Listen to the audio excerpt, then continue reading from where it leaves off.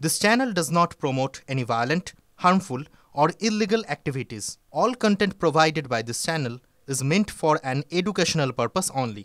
বাহ, এবার হয়েছে স্বাদ। হ্যাঁ, অপূর্ব স্বাদ।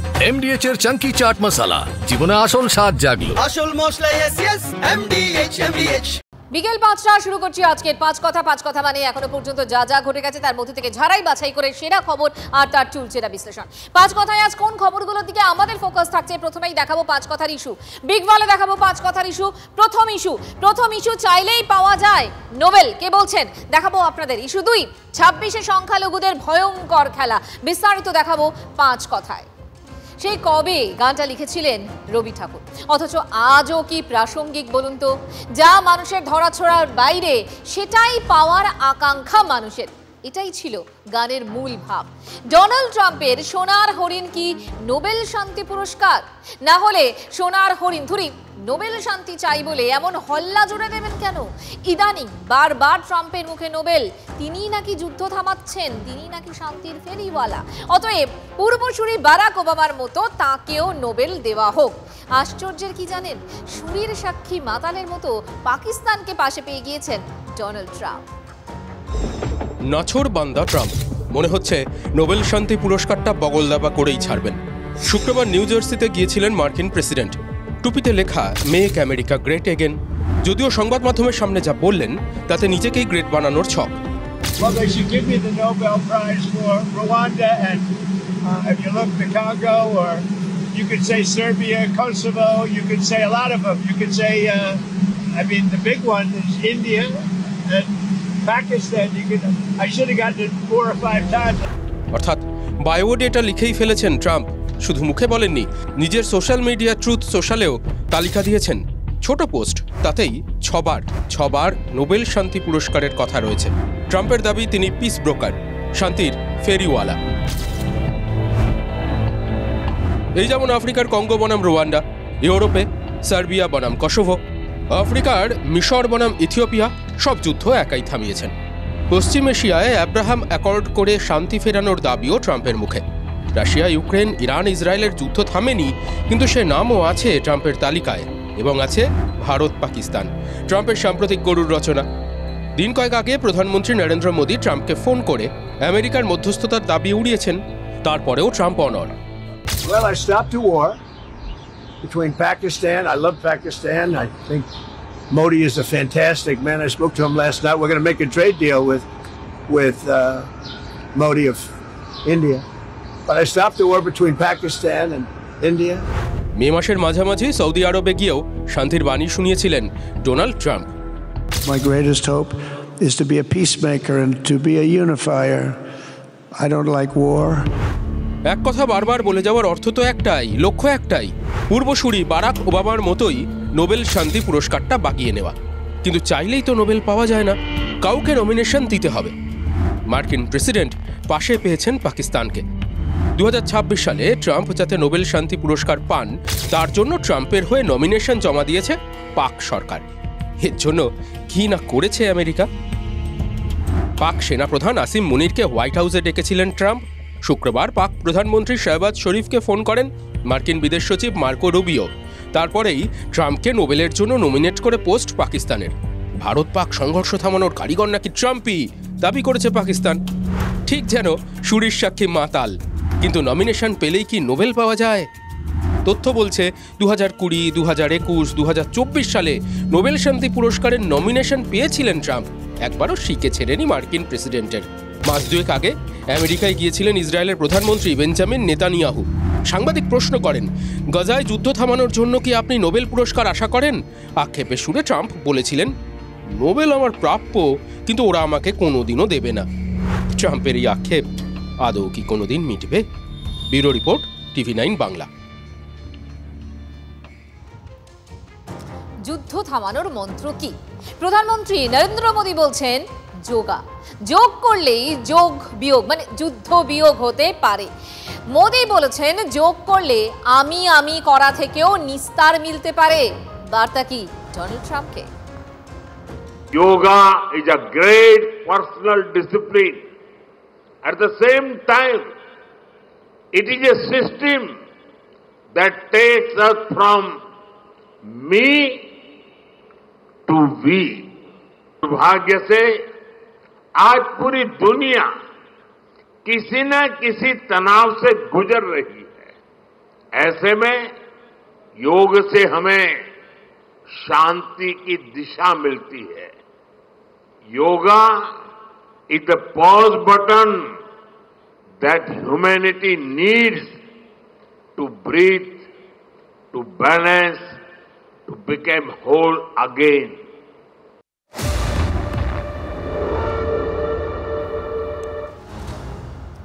গোঘাটে বিজেপি নেতার রহস্য মৃত্যু, খুনের অভিযোগ পরিবারের। দুহাত বাঁধা অবস্থায় বাড়ির সামনে উদ্ধার বিজেপি নেতা ঝুলন্ত দেহ। নিহতের নাম শেখ বাকিবুল। তিনি বিজেপি গোঘাটের সংখ্যালঘু মোর্চার মণ্ডল সভাপতি। পরিবারের দাবি, হত্যার নেপথ্যে রাজনৈতিক কারণ রয়েছে। রাজনৈতিক প্রতিহিংসার বলি দাবি স্থানীয় বিজেপি বিধায়কের। সঠিক তদন্ত হোক, পরিবারের পাশে দাঁড়িয়ে বলছে তৃণমূল। 2020 সালে সেপ্টেম্বরে গোঘাটে খুন হন বিজেপি নেতা গণেশ রায়। 5 বছরের মাথায় ফের গোঘাটে শিবিরের নেতার রহস্য মৃত্যু। কেউ আত্মহত্যা করেছে গলায় দড়ি দিয়ে, তার হাত বাঁধা আছে, এরকম তো অতীতে কোনোদিন শোনা যায়নি। এর আগেও পশ্চিমবঙ্গে বিজেপি কর্মী খুন হয়েছেন, একজন প্রাক্তন বিধায়ক কর্মী খুন হয়েছেন, দেখা যাচ্ছে তার গলায় ফাঁস লেগেছে, তার পা মাটিতে আছে, কিন্তু তিনি মারা গেছেন। আমাদের দমদমে প্রসেনজিৎ, তাকে মেরে তার বাড়ির বারান্দায় ঝুলিয়ে দেওয়া হয়েছে আত্মহত্যা বলে। তো এটা তো তৃণমূলী কায়দা খুনের। হাত বাঁধা অবস্থায় কোনো মানুষ গলায় ফাঁসি দিয়ে আত্মহত্যা করছেন, এরকম তো কোনো সুস্থ স্বাভাবিক কোনো মানুষ বিশ্বাস করবেন না। এটা পুরোপুরিভাবে মার্ডার। হাত বাঁধা আছে, কনুই থেকে রক্ত পড়ছে এবং যেভাবে ঝোলানো হয়েছে এটা পুরোপুরিভাবে মার্ডার। পরিষ্কার একটা দাবি পুলিশ প্রশাসনের কাছে, কারা এটা করেছে ইমিডিয়েট ইনভেস্টিগেশন করে পোস্টমর্টমে পাঠাক। আমি পুরো কন্টিনিউ বডির সঙ্গে থাকবো। পোস্টমর্টম হবে, পোস্টমর্টম রিপোর্ট সব কিছু যা যা হবে। ধামাচাপা দেওয়া যাবে না, মূল কথা হচ্ছে একটা। গোঘাটের সানবাদিতে শেখ রাকিবুল্লাহ 35 বছর বয়স, তার ঝুলন্ত দেহ উদ্ধার করলো গোঘাট থানার পুলিশ। পুলিশ এই মুহূর্তে শেখ রাকিবুল্লাহর দেহ উদ্ধার করে পোস্টমর্টমের জন্য আরামবাগ মহকুমা আরামবাগ মেডিকেল কলেজ হাসপাতালে নিয়ে যাচ্ছে। যদিও একটা অভিযোগ যে শেখ রাকিবুল্লাহ বিজেপি করত, আর এলাকার তৃণমূল বলছে যেই দোষী হোক এটা খুন হতে পারে, যেই দোষী হোক তার যেন দৃষ্টান্তমূলক শাস্তি হয়। আর অন্যদিকে পুরসুরার বিজেপি বিধায়ক বিমান ঘোষ এই মুহূর্তে গ্রামে এসে উপস্থিত হয়েছে। তিনিও বাড়ির পরিবারের সঙ্গে কথা বলছেন। আর এটা রাজনৈতিক খুন না কিভাবে হতে পারে সেটা তদন্ত করুক পুলিশ, এটাই চাইছে স্থানীয়রা। গোঘাট সানবাদি থেকে ক্যামেরায় মধুসূদনদের সঙ্গে তন্ময় বৈরাগী, TV9 বাংলা। আকাঙ্ক্ষা বা পছন্দ অপছন্দ না মিললে কি হয়? রাগ হয়? এই প্রশ্নের উত্তর খুঁজছে বাংলার রাজনৈতিক মহলও। কাশেম সিদ্দিকী তৃণমূলে পদ পাওয়ার পর এই প্রথম মুখ খুললেন তোহা সিদ্দিকী। বলে দিলেন 26 সংখ্যালঘুরা ভয়ঙ্কর খেলা খেলবে।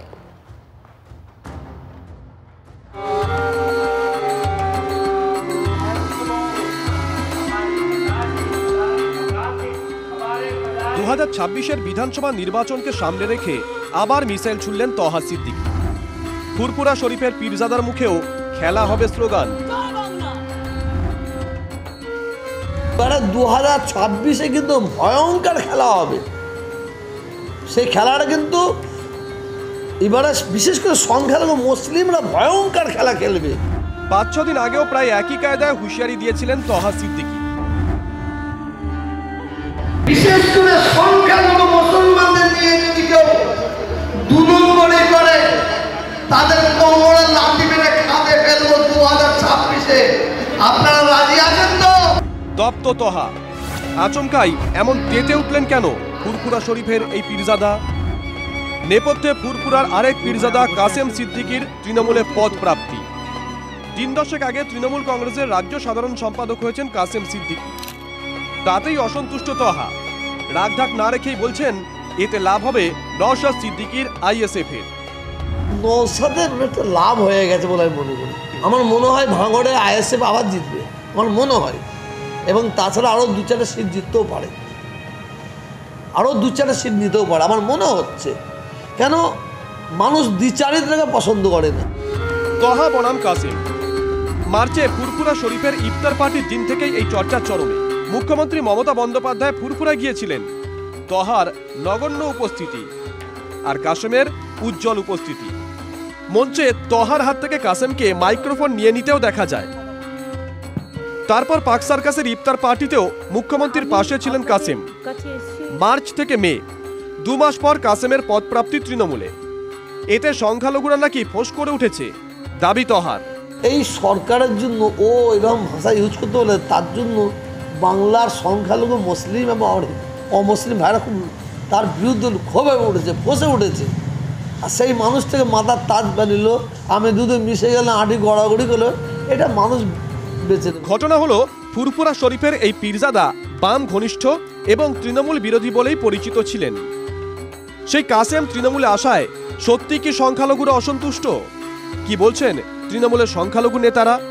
বাবু কখন কি বলেন উনি নিজেই নিজের মতো করে প্রশ্নও রাখেন, ব্যাখ্যাও দেন। তো তিনিও কারোর দ্বারা পরিচালিত হচ্ছে বলে আমার মনে হচ্ছে।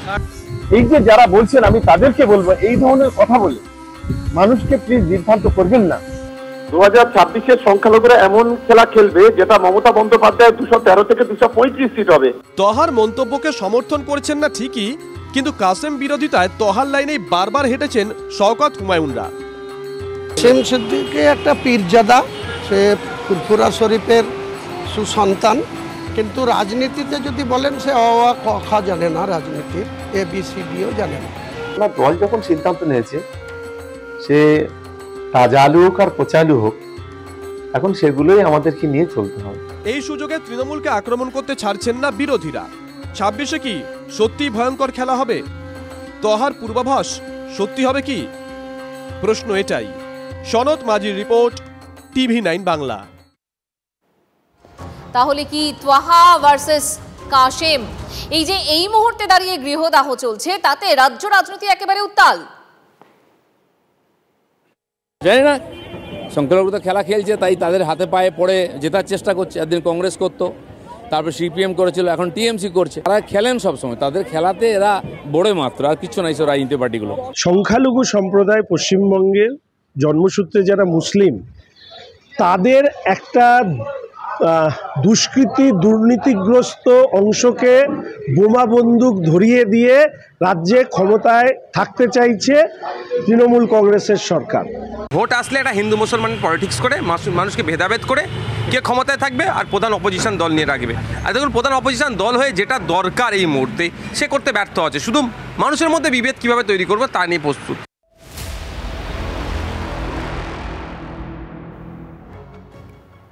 এদিকে আবার গ্রাম দখলের লড়াই, দুই গোষ্ঠীর সংঘর্ষে রক্তাক্ত লাভপুরের হাতিয়া, বোমাবাজিতে মৃত 2 জন, গুরুতর জখম 4। রাত থেকে দফায় দফায় হাতাহাতি, বোমাবাজি। পুলিশ সূত্রে খবর, নকল কয়েন বিক্রিকে কেন্দ্র করে এলাকায় দুই গোষ্ঠীর বিবাদ, যে প্রতারণা চক্রে নাম জড়িয়েছে হাতিয়ার তৃণমূল বুথ সভাপতি শেখ মঈনুদ্দিনের। নকল কয়েন বিক্রির পান্ডা শেখ মনিরের সঙ্গে হাতিয়ার তৃণমূলের বুথ সভাপতি শেখ মঈনুদ্দিন এবং তার দলবলের দ্বন্দ্ব দীর্ঘদিনের। মাস 6 ধরে ফেরার থাকার পর গতকাল গ্রামে ঢোকার চেষ্টা করতেই তাদের বাধা শেখ মনিরের লোকজনের। হাতিয়া বাস স্ট্যান্ডের কাছে দুই গোষ্ঠীর তুমুল মারামারি শুরু হয়, বোমাবাজিতে রক্তাক্ত হয়ে ওঠে এলাকা। প্রবল উত্তেজনার মধ্যে সকালে পুলিশ গ্রামে ঢুকতে বাধা পায়, পরে বাড়তি বাহিনী এলাকায় গিয়ে পরিস্থিতি আয়ত্তে আনে। গ্রাম ছাড়া ছিল, রাত্রে বোম মিছিলে আসে, গ্রামে আক্রমণ করেছিল, আমাদেরকে সারা রাত বোম চার্জ করে। ওরা 2 নম্বরের কাজে যুক্ত, আমরা বারণ করতে যাই, আমাদেরকে বোম মারে, সারা রাত বোম মেরেছে স্যার। গ্রামের মানুষ শুনে না। দীর্ঘদিন থেকে গায়ে একটা গোষ্ঠীদ্বন্দ্ব হচ্ছিল। রাতে ওরা হায়ার নিয়ে সন্ত্রাসীভাবে গ্রাম ঢোকার চেষ্টা করেছিল। পেছন ধার থেকে এসে উল্টো দিকে অ্যাটাক করে এই ছেলে কটা মার্ডার করতে চলে যায়। ওই যে এরা ছিল মকবুল শাহ, শহীদুদ্দিন শাহ, মহিউদ্দিন, ওরা কোনো দোয়ালি করে না স্যার, গায়ে বারাবরের দুষ্কৃতি। আমরা তৃণমূলে যুক্ত, আজকে 18 বছর ধরে তৃণমূলে যুক্ত আছে। কারণ হচ্ছে গ্রাম দখল করবো, এটাই হচ্ছে গ্রাম। হ্যাঁ, সাব্বির শেখ আর আলমগীর শেখ।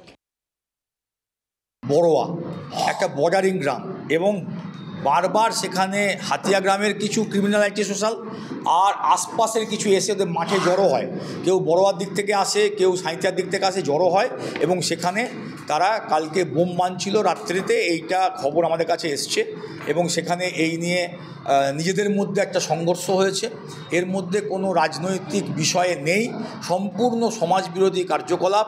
প্রশাসন বিষয়টা দেখছে, আমরাও প্রশাসনকে বলেছি যে এ বিষয়ে দ্রুত আইনানুগ ব্যবস্থা নিয়ে যেসব সমাজবিরোধীরা এই সব কাজের সঙ্গে যুক্ত তাদের বিরুদ্ধে আইনগত ব্যবস্থা নেওয়া।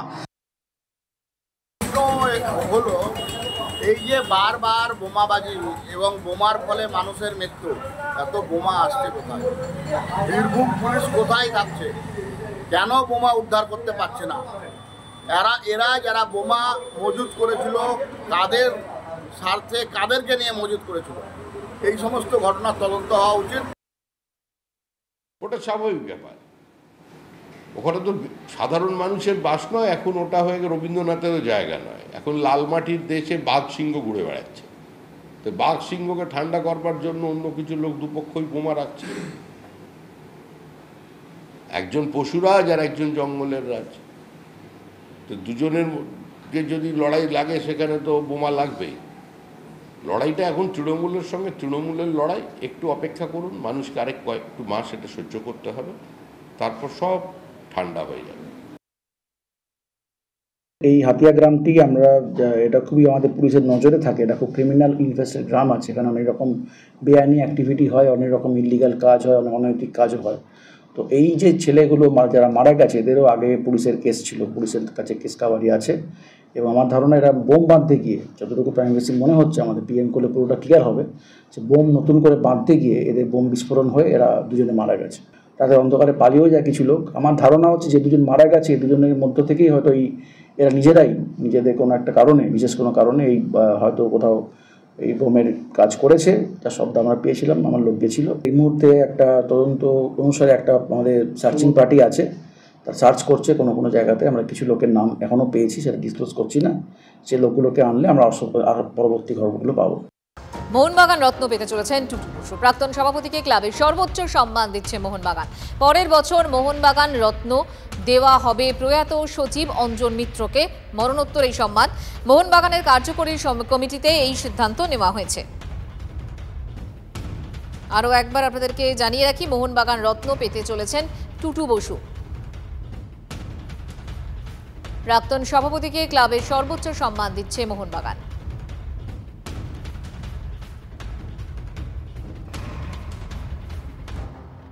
নিরাপত্তায় বড়সড় গাফিলতি। আহমেদাবাদ বিমান বিপর্যয়ের পর কড়া পদক্ষেপ ডিজিসিএর। এয়ার ইন্ডিয়ার 3 উচ্চপদস্থ আধিকারিককে সরানোর নির্দেশ অসামরিক বিমান পরিবহন নিয়ন্ত্রক সংস্থার।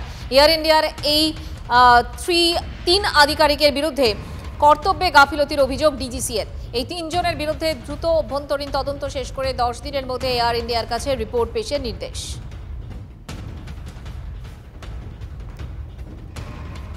বর্ষার শুরুতেই রাজ্যে ডেঙ্গিতে মৃত্যু। দমদমে ডেঙ্গি আক্রান্ত হয়ে মৃত্যু 7ম শ্রেণীর ছাত্রীর। প্রবল জ্বরে আক্রান্ত হয়ে তপসিয়ার বেসরকারি হাসপাতালে ভর্তি ছিল ওই ছাত্রী। ডেঙ্গিতে আক্রান্ত হয়েই মৃত্যু, উল্লেখ ডেথ সার্টিফিকেটে।